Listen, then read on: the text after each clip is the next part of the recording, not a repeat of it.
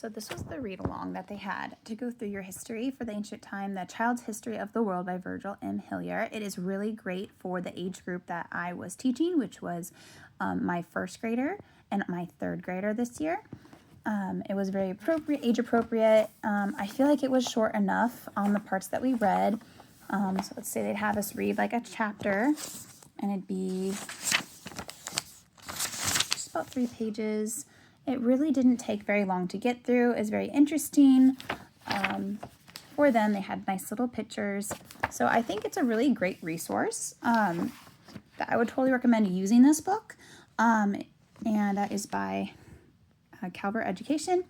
And I think that I would still recommend this just to keep along. I'll probably use it as I go further into history with my kids in the future because it is a more digestible story for the younger ages. I was doing a curriculum called History Quest, which was wonderful. It was so full and so rich, but the reading was about 30 pages per day. So it would be talking about the same topic, but it was just a lot of information, which kind of went over my kid's head, even though I thoroughly enjoyed it. And I feel like I learned a lot of information that maybe I missed out on when I was in school. So it was really great to go through ancient times with that. But then we went again with Sonlight this year to make sure we get a little bit more digestible version of ancient times. So I did that. I highly recommend that. Then they'd have you look at world history, Usborne Book of World History Encyclopedia, which like it talks about the different. We just went through it, and as we were going through, they would also have a lot of things like, hey, watch out. In Sonlight's curriculum book, it did give little tips on the guide of like, hey, there, might be pictures of people not dressed. There might be blood to kind of let you know and have the heads up, which for younger kids, that's pretty important.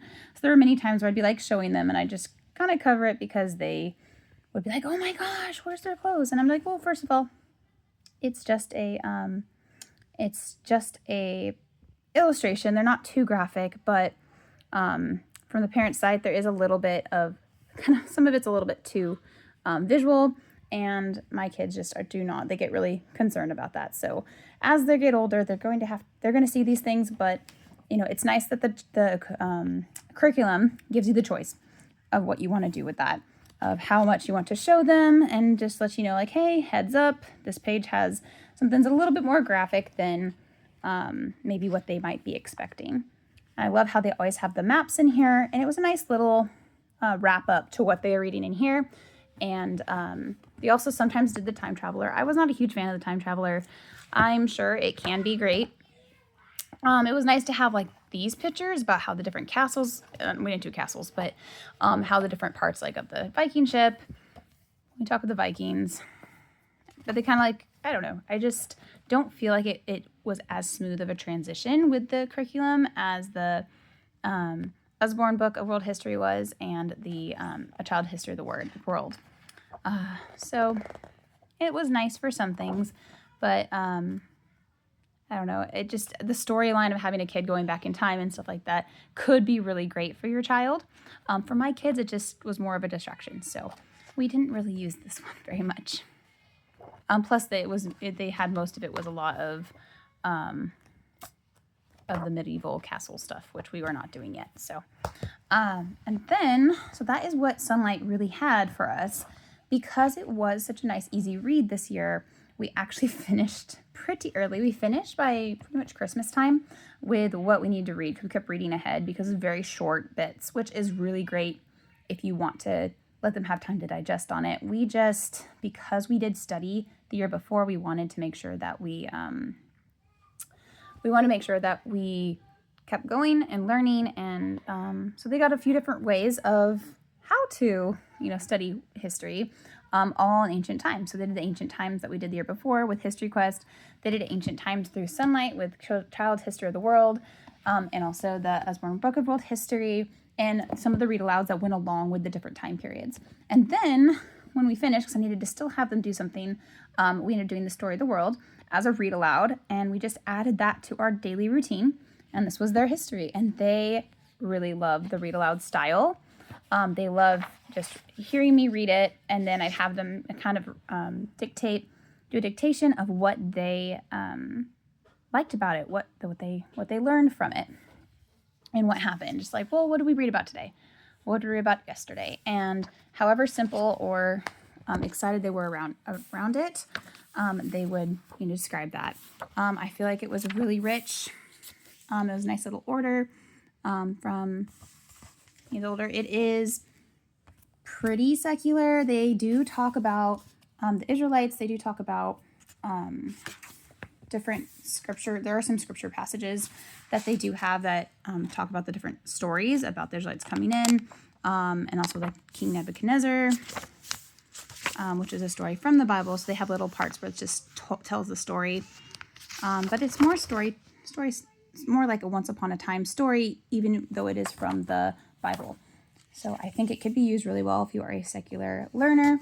I know a lot of people that do homeschool secular style, and this works pretty well for giving you the history you need without having too much of a biblical worldview on it. But yeah, it was really great. I really loved it. They have the timeline right here at the end, so you can kind of see where you were. What was that? I just missed it. And they have some words that I really, really appreciated, that they have these words that you can kind of sound out, so I don't butcher them and have my children grow up not knowing what these words are because they heard me say it wrong. So that was great. They have the dates right here in volume 1. Let's see the maps. So it's really great. Very useful book. I will probably still, whenever we go through the next section of history, I will probably read through this to kind of wrap up what we studied. We will not be using Sonlight just because it just didn't, for me, I am a history, kind of nerd. I love history and learning about it. And I want to make sure that they really get a rich level of it, but also one that has activities to do. I know Sonlight does have activity boxes, and for the price of everything is just a little bit too much for our budget personally. But I would recommend it to try out, especially if you're first starting out homeschooling. It does have everything. It's very digestible, especially for young attention spans. It really helps build that. And I do love Sonlight's book list. So I will always be using their book list for language arts, for summer reads, for history. I'm always going to be looking at that online and kind of getting that from the library. That is another good thing about Sonlight, is it is expensive if you buy it. But if you end up just getting, the child history of the world, the reader, like the teacher's guide, and the world history, you'll probably be pretty set with that. So I got these both from Thrift Books or Abe Books. Those are my favorite sites to get thrift books off of. So I totally recommend that. And that is my review of Sonlight History and what we did for history this year. And I will go over what we're going to do for next year, because I think I figured it out on another video. But first I'm going to go through all their different subjects that they did, what worked and what didn't. So hopefully this helps you guys out as you guys are planning for the fall curriculum.